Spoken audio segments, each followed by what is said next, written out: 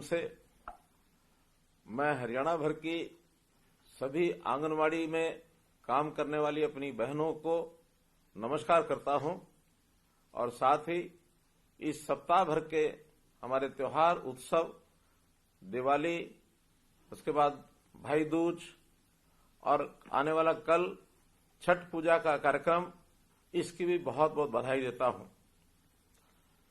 मेरी प्यारी बहनों, हमारा जो काम है आंगनवाड़ी, इस नाते से जो बच्चों की सेवा हम करते हैं, बच्चों की देखभाल करते हैं, अपने आप में एक बहुत महत्वपूर्ण काम है।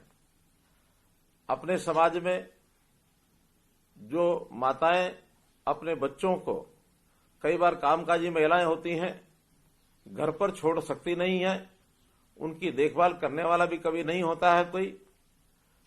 और वैसे भी सरकारी आंकड़ों के हिसाब से जो बच्चे हैं, खास करके 6 वर्ष से कम आयु के, उनका कई बार स्वास्थ्य की दृष्टि से, सुरक्षा की दृष्टि से, न्यूट्रिशन की दृष्टि से बहुत ध्यान रखना होता है। इसीलिए भारत सरकार की योजना, जिसमें आंगनवाड़ी का एक प्रारूप ये बनाया गया, जिस आंगनवाड़ी की देखरेख करने के लिए वहां एक आंगनवाड़ी कार्यकर्ता और एक सहायक और उन सबको सुपरवाइजर के नाते देखरेख करने वाली हमारी बहनें, एक बहुत बड़ा जाल देश भर में ये फैला हुआ है। अपने प्रदेश में भी 25,000 से ऊपर ये आंगनवाड़ी इस समय काम कर रही हैं। इन आंगनवाड़ियों में कहने को तो ये आंगन है, लेकिन इसका महत्व एक मां समझ सकती है कि मां बच्चे को प्रारंभ में पालती है और पालने के साथ साथ जैसे ही वर्ष 2 वर्ष का होता है तो वो पहले रेंगने लगता है और बाद में आंगन में जाकर के खेलने लगता है। आंगन का महत्व उस बच्चे के लिए बहुत महत्वपूर्ण होता है, जिसको सीमाओं में भी रखना होता है, उसका पालना पोसना भी होता है और उसकी पूरी सुरक्षा भी करनी होती है। तो इसी प्रकार से हमारा जो परिसर है आंगनवाड़ी, इसमें उस गांव के, उस मोहल्ले के जो छोटे बच्चे 3 वर्ष से 6 वर्ष तक के, वो हमारे आंगनवाड़ी में आते हैं और उन आंगनवाड़ी के अंदर उनकी देखरेख हम भी एक ममता के साथ, प्यार के साथ वैसा ही करती हैं जैसे एक मां अपने बच्चे के लिए करती है। एक संवेदनशील बहन इन बच्चों का किस प्रकार से ध्यान रखती है, वो एक मां ही समझ सकती है। तो इसीलिए इस व्यवस्था में सभी बहनों को ही लगाया गया है ताकि बहनें अच्छी प्रकार से इसकी देखभाल कर सकें। अगर मां के बाद बच्चे के पालने में किसी का अगर रोल आता है तो आपका आता है। एक बड़ी बात, आखिर आंगनवाड़ी सभी सरकारी व्यवस्थाओं में चलती है और सामान्यतः समाज में देखा गया है कि इन सरकारी व्यवस्थाओं पर लोगों का विश्वास नहीं होता। लेकिन आपके ऊपर कितना विश्वास है कि एक बच्चा जो मां का एक जिगर का टुकड़ा होता है और उस बच्चे की पूरी भरोसा करके आपके जिम्मे छोड़ करके जाती हैं कि आप सुबह से सायकाल तक उस बच्चे का ध्यान रखेंगी। तो एक बहुत बड़ा एक विश्वास का, एक बहुत बड़ा एक भरोसे का ये काम आप कर रही हैं। बहुत सराहनीय ये काम है। अब इस काम में कितनी कठिनाइयां आती होंगी, मैं तो एक उदाहरण के साथ आपके सामने ये विषय रख सकता हूं। मैं भी जब अपना स्कूल और कॉलेज जाने का समय था, उस समय एक संस्था से जुड़ा हुआ था और उस संस्था के माध्यम से कुछ बच्चों के लिए काम किए जाते थे। तो एक उस संस्था के माध्यम से बहुत बड़ा शिशु संगम ये लगाया गया और हम चूंकि संस्था के कार्यकर्ता थे तो हमको उस शिशु संगम में व्यवस्था का काम दिया गया और वो बच्चे, छोटे बच्चे 5 साल से 8 साल 9 साल तक के, उसमें 3 दिन तक व्यवस्था में रहने के बाद पता लगा कि बच्चों की कितनी कठिनाइयां होती हैं। बच्चे कई बार वहीं गंदगी कर देते हैं, बच्चे कई बार रोने लग जाते हैं, बच्चे को छोटी मोटी तकलीफ हो जाती है, तो कैसे उनके कपड़ों को भी साफ करना, समय पर उनको जो आवश्यकता चीज की होती है उसको देना, पिलाना। अब ये एक कठिन काम जो आज से लगभग मैं कह सकता हूं कि 50 साल पहले जिसका अनुभव मैंने किया था कि उन छोटे छोटे बच्चों की 3 दिन तक की जो सेवा की, उन बच्चों की आयु तो 5 से 8 वर्ष थी, लेकिन आप तो 3 और 6 वर्ष के बीच के बच्चों का ध्यान रखती हैं। बहुत ही ये सराहनीय काम है उन बच्चों को संभाल कर के रखना।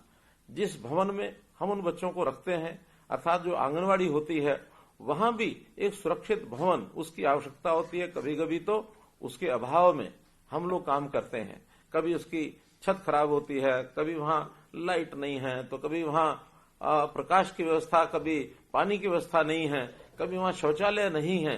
हालांकि सरकार की ओर से इन सब चीजों का ध्यान रखा जाता है, फिर भी हजारों की संख्या में आंगनवाड़ियां, कहीं ना कहीं तकलीफ तो आपको जरूर आती है, फिर भी उसमें से आप रास्ता निकालते हैं। तो निश्चित रूप से ये जो बचपन को संभालने वाली और तराशने वाली आंगनवाड़ी कार्यकर्ता, इनसे आज मैं बात कर रहा हूं, मुझे बहुत प्रसन्नता हो रही है और आपका मैं अभिनंदन करता हूं। वैसे बच्चों के बारे में अगर विचार करें तो एक बच्चा आज का बच्चा है, कल का वो एक नागरिक है, हमारे भविष्य का वो एक नागरिक, देश को कहीं भी आगे बढ़ाने वाला, समाज को कहीं आगे बढ़ाने वाला। बचपन में कुछ नहीं पता होता, लेकिन बचपन में जैसी उसकी परवरिश हो जाए, जैसे उसको संस्कार मिल जाए, जैसा उसका ज्ञानवर्धन हो जाए, जैसा उसका शरीर बलशाली हो जाए, तो वही बच्चा आगे चल करके एक अच्छा नागरिक बनता है।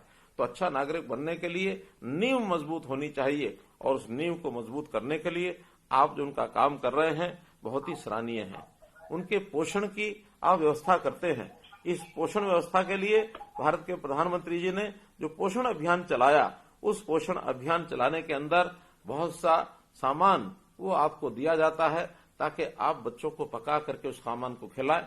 जो बच्चे आते नहीं है, घर पर रहते हैं, उनके घर पर उस भोजन को आप पहुंचाते हैं, और उस पोषण के व्यवहार के साथ साथ उनका सारा एक प्रकार से बच्चे का नापतोल, उसका कद कितना हो गया, उसका वेट कितना हो गया, फिर उसको टीकाकरण भी किया जाता है, ताकि उसको कोई प्रारंभिक जो बीमारियां लगने वाली हैं वो बीमारी भी न लगे। इस काम को भी आपको लगातार जो है उनके लिए वो करना पड़ता है। बच्चों को सफाई, ये सफाई सिखाने का काम, ये भी आखिर बच्चों के लिए करना पड़ता है, और बच्चे सफाई कैसे रखें ये भी सिखाना पड़ता है, क्योंकि बचपन में जो आदत, जो संस्कार बालक की हो जाए, जीवन भर वही रहता है। जापान के विद्यालय का मैं आपको उदाहरण देता हूं। जापान में जब भी बच्चा अपने प्राथमिक शिक्षा ग्रहण करने के लिए ऐसे शिशु वाटिका में जाता है, तो वहां सबसे पहले जहां वो बैठता है, वहां उसके आसपास जगह साफ है कि नहीं है, जिस बैग को वो लेकर के वहां जाता है, उस बैग साफ है कि नहीं है, वहां जहां बैठता वहां का फर्श और दीवारें साफ है कि नहीं है, उसको पहले चेक करने के लिए लगाते हैं। अगर ज्यादा स्वच्छता यानी अस्वच्छता है, गंदगी है, तो वहां के कर्मचारी साफ करते हैं। लेकिन अगर छोटी मोटी व्यवस्था है, उन बच्चों को ही कहा जाता है कि बेटे अपने आसपास की जगह को साफ रखिए। अब ये कोई काम नहीं होता, लेकिन एक संस्कार होता है कि बच्चों को स्वच्छता कैसे रखनी है। बच्चा अपना नाखून काटता कि नहीं काटता है, बच्चा कपड़ा पहन के आया है तो वो साफ है कि नहीं है। उनके माता पिता को हम बुलाते हैं, बताते हैं कि आपके बच्चे को साफ रखना है, तो घर से सफाई करके उसको साफ तैयारी करके भेजिए। तो एक संस्कार के नाते से ये बहुत बड़ी चीजें आप बच्चों के लिए करते हैं, क्योंकि बड़ों को समझाना ये बड़ा आसान है, लेकिन बच्चों को समझाना ये कहीं कठिन है। आप इस कठिन काम को जो करते हैं, और इसके लिए आपने उनका जो कुल मिलाकर के संभाल करते हुए, जैसा मैंने बताया कि उनका डाटा भी आप तैयार करते हैं।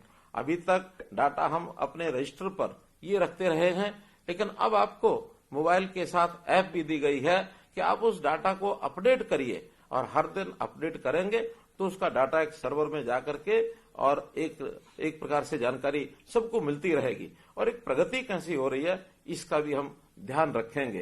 तो कुल मिलाकर आप बच्चों का ध्यान रखते हैं, उन बच्चों की प्री स्कूलिंग एक्टिविटी, खिलौने आदि से खिलाना, खिलौने बनाना, ड्राइंग करवाना, पजल गेम्स आदि ये सब सिखाना, ये उनके गुणों में वृद्धि करती है, और भविष्य एक अच्छी नींव के साथ आगे बढ़े।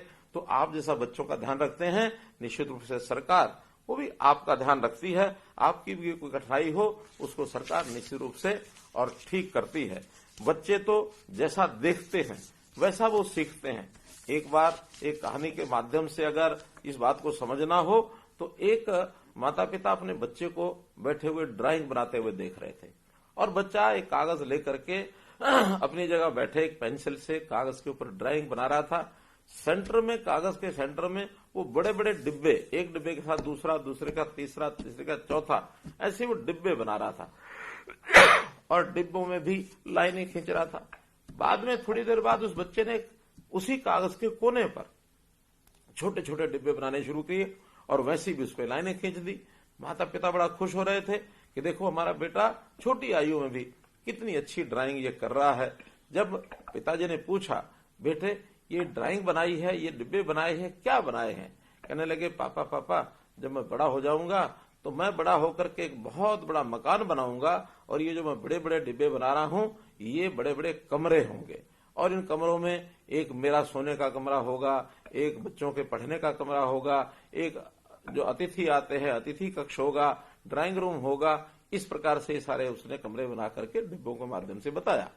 पिताजी ने पूछा, ये कोने में ये जो छोटे छोटे डिब्बे बनाए ये क्या है? तो उन्होंने कहा कि पापा पापा जब मैं बड़ा हो जाऊंगा तो आप बूढ़े हो जाएंगे, आप और माताजी जब बूढ़े हो जाएंगे तो इन छोटे कमरों में रहेंगे। पिताजी बड़े हैरान हुए कि बेटा हमारे लिए छोटे कमरे क्यों? उनका देखिए अब आप बड़े मकान में रहते हैं और आपके मम्मी पापा जो मेरे दादा दादी हैं वो मकान के कोने में छोटे छोटे कमरों में ही तो रहते हैं। जब वो छोटे छोटे कमरों में रहते हैं तो जब आप बूढ़े हो जाएंगे तो आप भी उन छोटे कमरों में रहेंगे। देखिए किस प्रकार से बच्चे ने अपने उस व्यवहार को, माता पिता के व्यवहार को कैसे परखा, कैसे जाना, जो उसके मन में बैठा वही उसने बोलना शुरू कर दिया। तो अर्थात बच्चे जो होते हैं ये कोरी स्लेट होते हैं। बच्चों को तो जैसा देखेंगे, जैसा आप सिखाएंगे वही बच्चे सीखते चले जाएंगे। हमने बचपन में गाना सुना था, बच्चे मन के सच्चे सबकी आंख के तारे।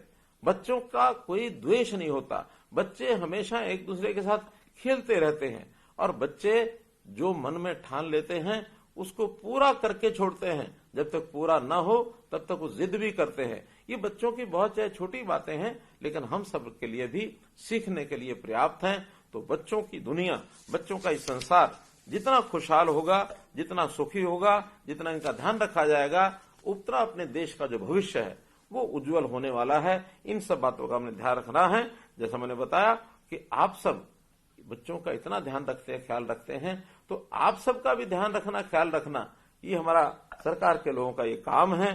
तो उस नाते से मुझे जो बताया गया कि आपकी जो सरकारी व्यवस्था है उसमें कुछ थोड़ा और अच्छी व्यवस्थाएं करने के लिए योजना कुछ होनी चाहिए। तो मैंने कहा कि आज चूंकि मैं सभी हमारी बहनों को, आंगनवाड़ी जो हमारी कार्यकर्ता हैं, जो हमारी सहायक हैं, उन सबके साथ बातचीत कर रहा हूं, मैं स्वयं उनको बताऊंगा कि हमने जो उनके मानदेय हैं, जो मानदेय अभी तक आपको यानी आंगनवाड़ी कार्यकर्ता जो 10 वर्ष से ऊपर की कार्यकर्ता है, क्योंकि इसके दो भाग ये हैं, 10 वर्ष से कम काम करने वाली कार्यकर्ता और 10 वर्ष से ऊपर अधिक सेवा देने वाली कार्यकर्ता। तो जो अभी तक 10 वर्ष से ऊपर जो सेवा देती है वो कार्यकर्ता अपनी है, उसका जो मानदेय है अभी 12,661 रुपया है। तो आज से उसको बढ़ाकर मैं 14,000 रुपया देने की घोषणा करता हूं। लगभग 1,339 रुपया इनका बढ़ जाएगा और ये 14,000 रुपया पाएंगी। इसी प्रकार जो 10 वर्ष से कम काम की जो सेवा जिनकी हुई है या फिर जिनको मिनी आंगनवाड़ी कार्यकर्ता हम कहते हैं, तो मिनी आंगनवाड़ी कार्यकर्ता और 10 वर्ष से कम काम करने वाली ऐसी हमारी जो कार्यकर्ता हैं, इनका अभी तक का मानदेय है 11,401। इसको बढ़ा करके 12,500 रुपया आज से किया जाता है। इनकी वृद्धि भी लगभग 1,100 रुपया महीने की जाती है। इसी प्रकार आंगनवाड़ी जो हेल्पर हैं, इन आंगनवाड़ी हेल्पर्स का अभी तक का मानदेय है 6,781। इसको भी बढ़ा करके 7,500 रुपया किया जाता है, अर्थात 719 रुपये की वृद्धि इसमें भी की जाती है। ये जितना भी मानदेय दिया जाता है ये भारत सरकार और हरियाणा सरकार का जो एक मिला करके, और ये मानधन 60% और 40% के शेयर में दिया जाता है।